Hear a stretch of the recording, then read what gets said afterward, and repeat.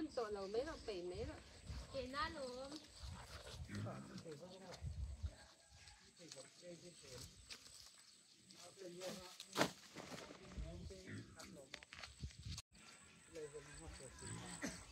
lẽ hay tôi nãy hắn huan à hay cô va cần phun lụt đó na hay cần phun tôi nha vậy nhỉ cần bắt đặt tôi thì chính khăn và sur hay cần khoa po hay nó rất là bể nó pa hay sẽ thum tê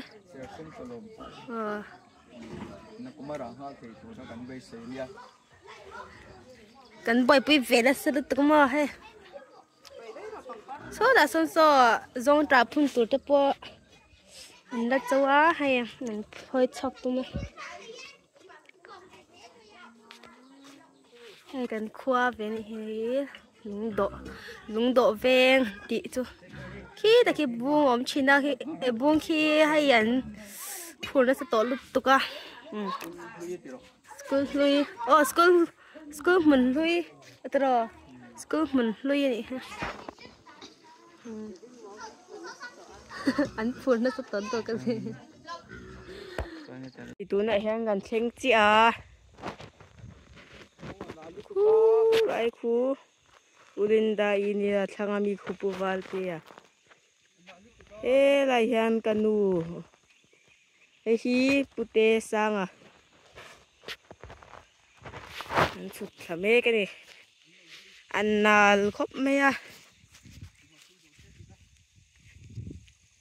ro sur zau chia khwa hi ber buk siamo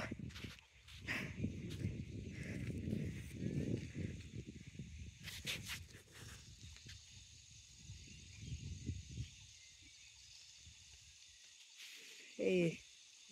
ăn lâu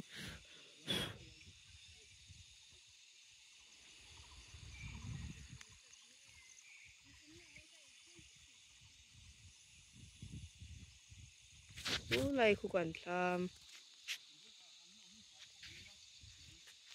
heyกันlâu khi phải khop me à khu tôi là quan tận sủ ve啦